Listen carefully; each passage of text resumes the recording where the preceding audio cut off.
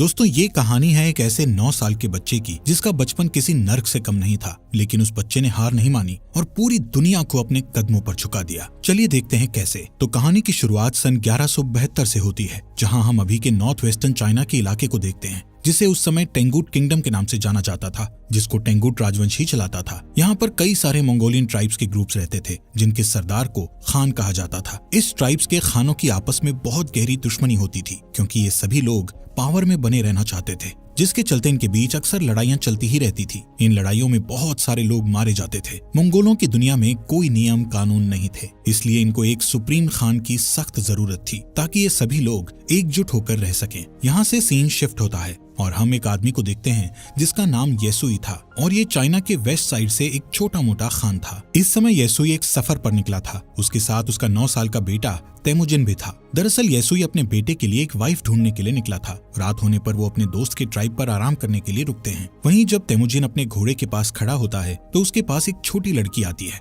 जिसका नाम बोटे था। वो उससे उसका नाम पूछती है और कहती है कि तुम यहाँ क्यों आए हो, जिस पर तेमुजिन उसे अपना नाम बताकर कहता है कि वो अपने फादर के साथ उसके लिए एक वाइफ ढूंढने के लिए आया है। तभी बोटे उससे कहती है कि तुम्हें मुझसे ही शादी करनी चाहिए। इतना कहते हुए वो वहाँ से चली जाती है। रात में जब तेमुजिन अपने फादर के पास बैठा होता है तो उसके फादर उसे कहते हैं कि मुझे तुम्हारे लिए एक ऐसी वाइफ चाहिए जो सबसे ताकतवर समुदाय से हो। तभी तेमुजिन अपने फादर से कहता है कि मैं खुद ही अपने लिए लड़की चूज करूंगा। तेमुजिन की जिद के बाद उसके फादर उसे अपने दोस्त की ट्राइब से किसी एक लड़की को चुनने की इजाजत दे देते हैं। अब सुबह होते ही तेमुजिन के फादर उस ट्राइब की सभी लड़कियों को लाइन में खड़ा करके उनके पैरों को गौर से देखते हैं, क्योंकि उनका मानना था कि एक स्ट्रॉन्ग लेग्स वाली लड़की ही अपने पति को खुश रख पाती है। इसके बाद तेमुजिन एक एक लड़की को देखता जाता है और लास्ट में वो बोटे को अपनी पत्नी चुनता है और उन दोनों की शादी हो जाती है। लेकिन शादी होने के बाद भी वो दोनों आने वाले 5 साल तक एक साथ नहीं रह सकते थे, क्योंकि ये उनकी ट्राइब्स का नियम था। अब तेमुजिन और उसके फादर का यहाँ से जाने का समय हो जाता है, लेकिन जाने से पहले तेमुजिन बोटे को एक नेकलेस गिफ्ट करता हुआ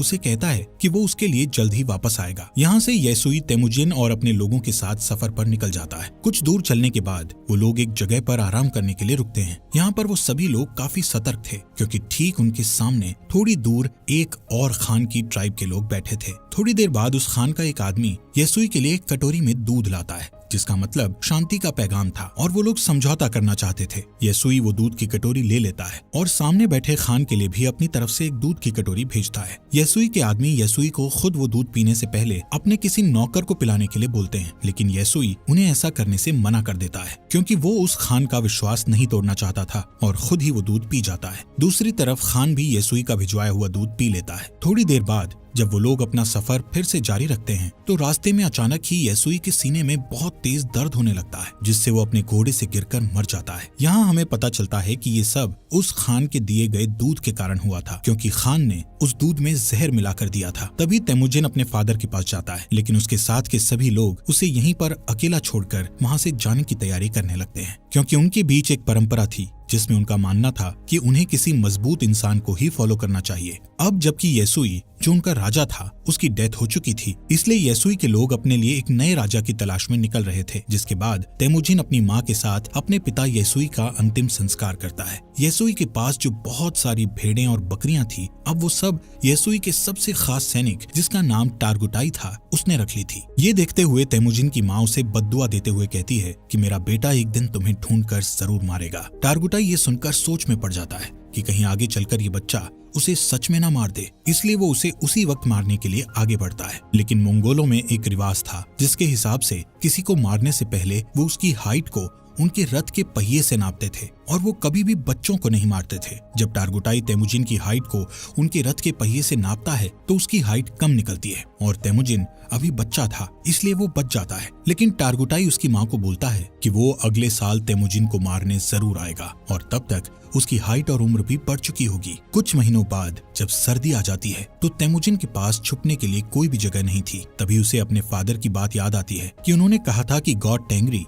उनकी बुरे वक्त में मदद जरूर करेंगे। इसीलिए वो उस सीक्रेट माउंटेन की तरफ जाने लगता है, लेकिन रास्ते में अचानक उसका पैर बर्फ से जमी झील पर टिक जाता है और वो उस झील के अंदर ठंडे पानी में गिरकर डूबने लगता है। वो डूबकर मरने ही वाला था, लेकिन तभी वहाँ उसकी ही उम्र का एक लड़का जिसका नाम जमूखा था उसे झील से बाहर लाकर उसकी जान बचा लेता है। यहाँ पर जमूखा और उसका बड़ा भाई तेमुजिन को अपने साथ घर ले जाते हैं और उसे खाना खिलाते हैं। तेमुजिन उसकी जान बचाने के लिए उनका शुक्रिया अदा करता है। इसके बाद जमूखा और उसका भाई अपने अपने हाथ पर कट लगाकर अपना खून दूध में मिलाकर तेमुजिन को वो दूध पीने को कहते हैं। तेमुजिन वो दूध पी जाता है और अब वो 2 नहीं बल्कि 3 भाई बन गए थे। उन्होंने तेमुजिन को अपना भाई बना लिया था। अगली सुबह टारगुटाई अपने लोगों के साथ तेमुजिन को ढूंढता हुआ यहाँ आ जाता है ताकि वो तेमुजिन को जान से मार सके। टारगुटाई के लोग तेमुजिन को पकड़कर उसे अपने साथ मारने के लिए ले जाते हैं, लेकिन जब वो तेमुजिन की हाइट रथ के पहिए से नापते हैं तो अभी भी उसकी हाइट उतनी ही थी जितनी की पहले थी, जिस वजह से वो लोग तेमुजिन को तब तक के लिए कैदी बनाकर रख लेते हैं जब तक कि उसकी हाइट नहीं बढ़ जाती। इनके ट्राइब में एक बूढ़ा आदमी था जो कि कैद में तेमुजिन को रोज खाना खिलाता था और उसके जख्मों पर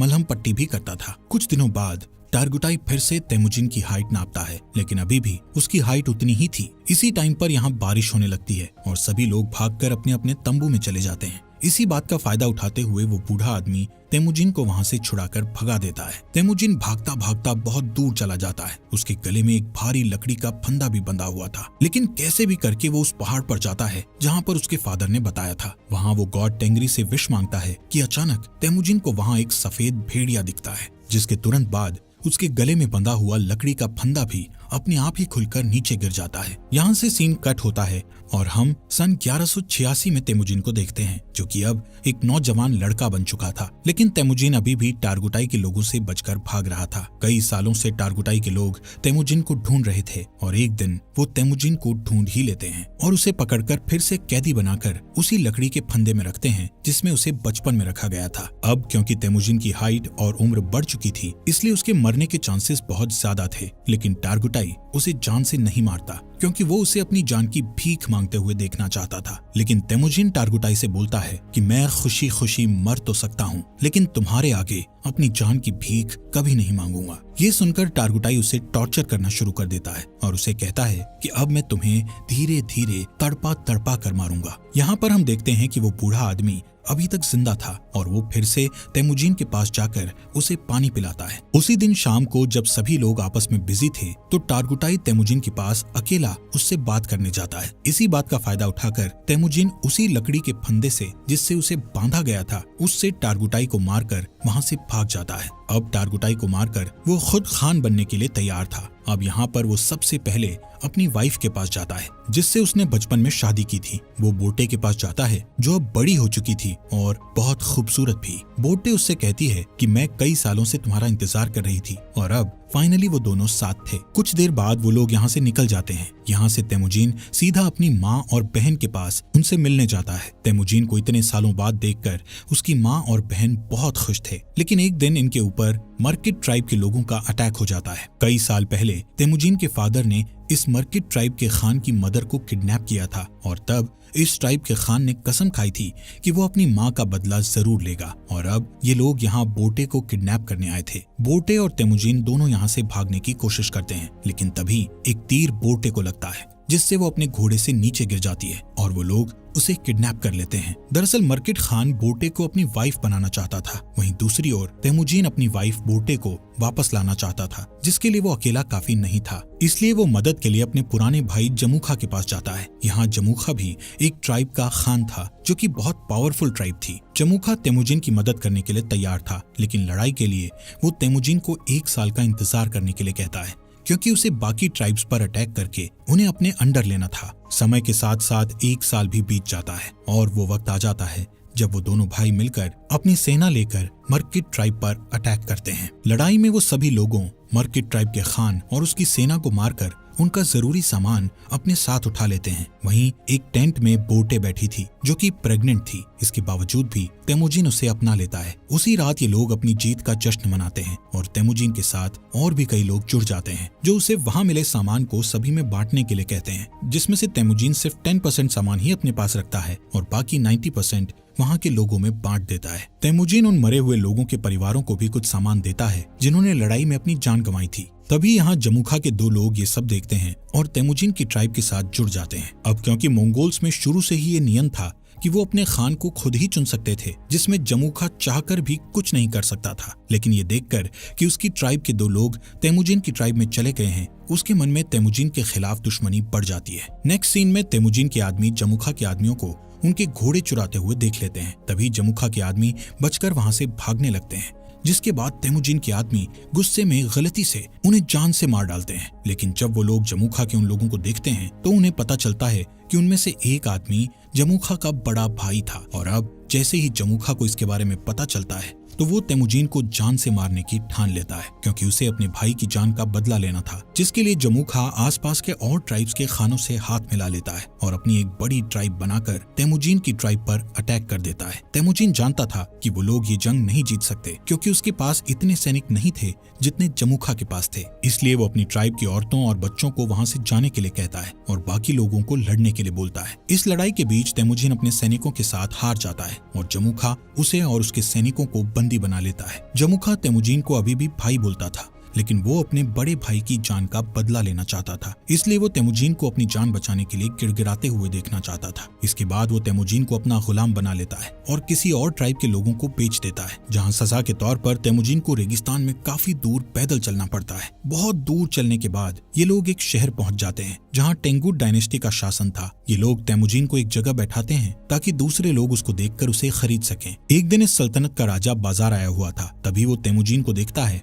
और उसे चंद पैसों में खरीदने के लिए अपने लोगों से बात करता है। लेकिन उस राजा के लोग तेमुजिन को खरीदने से उसे मना करते हैं, लेकिन फिर भी वो तेमुजिन को खरीद लेता है। इसके बाद तेमुजिन को एक पिंजरे जैसे कमरे में रखा जाता है जो शहर के बीचों बीच था, ताकि बाहर से लोग उसे देखकर हंस सकें और उसका मजाक उड़ाते हुए मस्ती कर सकें। यहाँ पर तेमुजिन को देखने के लिए एक बुद्धिस्ट मंक हर रोज आता था और उससे माफी मांगता था। एक दिन तेमुजिन बुद्धिस्ट मंक के साथ एक समझौता करता है कि अगर तुम मेरी वाइफ को ढूंढोगे तो मैं आगे चलकर इस गांव को कभी नुकसान नहीं पहुंचाऊंगा। जिसके बाद वो बुद्धिस्ट मंक बोटे को ढूंढने के लिए रेगिस्तान में निकल जाता है। लेकिन बुद्धिस्ट मंक एक बूढ़ा इंसान था, इसलिए वो गर्मी के मारे बेहोश होकर वहीं मर जाता है। वहीं खुशकिस्मती से बोटे को उस मरे हुए बुद्धिस्ट मंक के पास वही नेकलेस मिलता है जो उसे तेमुजिन ने दिया था, जिससे उसे पता चल जाता है कि तेमुजिन अभी भी जिंदा है। इसके बाद बोटे अपने पति को ढूंढने के लिए शहर में निकल जाती है और यहाँ पर उसे तेमुजिन एक पिंजरे में बंधा हुआ मिलता है। उसी रात बोटे यहाँ के सिपाही को रिश्वत देकर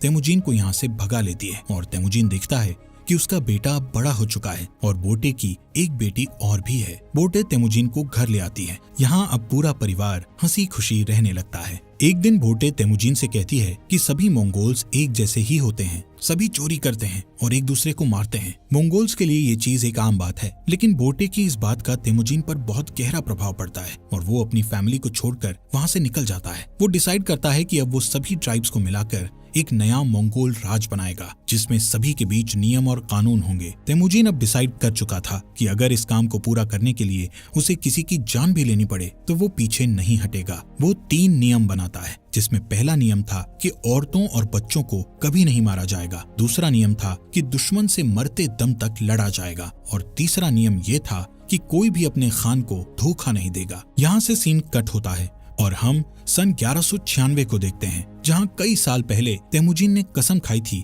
कि वो मंगोल की बड़ी आर्मी बनाएगा और अब उसने बहुत सारे ट्राइब्स को जीतकर एक साथ जोड़कर एक बड़ा मंगोल बना लिया था। अब उसके रास्ते में एक ही रुकावट थी जो उसको राजा बनने से रोक रही थी, और वो रुकावट और कोई नहीं बल्कि उसका भाई जमूखा ही था। जमूखा के पास भी एक बहुत बड़ी आर्मी थी और वो दोनों एक जंग के मैदान में अपनी पूरी आर्मी लेकर लड़ाई के लिए तैयार थे। यहाँ पर तेमुजिन जमूखा को उसका भाई होने के नाते उसके साथ जंग करने की बजाय उसको समझाना चाहता था, लेकिन जमूखा जल्दबाजी में बिना कुछ सोचे समझे अपने बहुत सारे सैनिकों को लड़ाई के लिए भेज देता है, जिसके नतीजे में उसके सभी सैनिक मारे जाते हैं। कई घंटों तक लड़ने के बाद तेमुजिन आखिरकार उससे जीत जाता है और जमूखा के साथ उसके कई सारे आदमियों को जिंदा कैद कर लेता है। तेमुजिन जमूखा के बचे हुए सिपाहियों को मारने की बजाय उन्हें अपनी आर्मी में शामिल कर लेता है। यहाँ पर तेमुजिन जमूखा की ट्राइब में उसी बूढ़े आदमी को देखता है जिसने तेमुजीन की मदद की थी। तेमुजीन उस बूढ़े आदमी को अपनी ट्राइब का एडवाइजर बना देता है। रात को तेमुजीन जमुखा के पास आकर बैठता है और उसे कहता है कि भाई,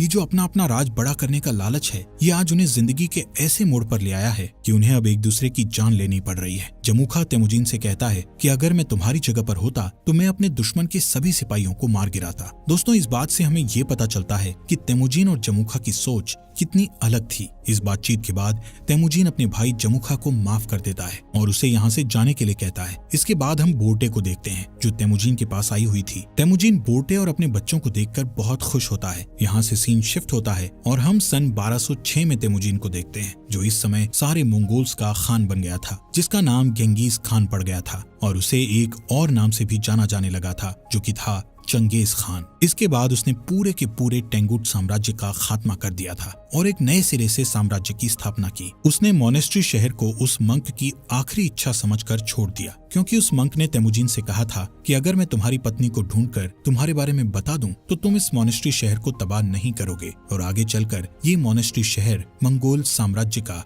फाउंडर बना, एक ऐसा साम्राज्य जो कि इतिहास के सबसे बड़े साम्राज्यों में से एक था। दोस्तों, हमारे फॉक्स एक्सप्लेनर हिंदी चैनल को सब्सक्राइब करना मत भूलना।